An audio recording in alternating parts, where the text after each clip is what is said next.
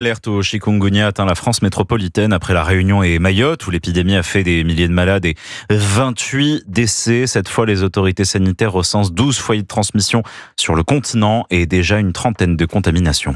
Fièvre, douleurs articulaires sévères, nausées, fatigue ou encore éruption cutanée. Cette maladie transmise par le moustique tigre circule à un niveau jamais vu en métropole. Mais alors, pourquoi une telle hausse du nombre de cas cette année, Yasmina Katou?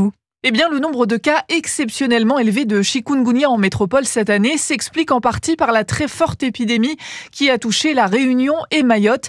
Des centaines de voyageurs revenus de ces zones étaient porteurs du virus et c'est à cause de ces infections importées que des personnes qui n'ont pas voyagé peuvent malgré tout tomber malades, explique Lionel Chano. Il est chargé de surveillance pour l'EID Méditerranée, un organisme de lutte contre le moustique. Un voyageur qui part à la Réunion, à son retour, si un moustique l'a piqué quelques jours avant qu'il rentre, il va du coup pouvoir développer le virus ici. Mais à ce moment-là, il va pouvoir être piqué et donner le virus à un moustique local qui, lui, au départ, n'avait pas de virus. Et ces moustiques locaux-là vont être capables de retransmettre ce virus-là à d'autres personnes qui seront autour. Par ailleurs, les fortes chaleurs que l'on a connues en métropole ont accéléré le développement des moustiques tigres. Mais nous avons aussi notre rôle à jouer, rappelle Lionel Chano, qui recommande à tous ceux qui ont un balcon ou un jardin d'éviter les eaux stagnantes dans lesquelles se développent les larves.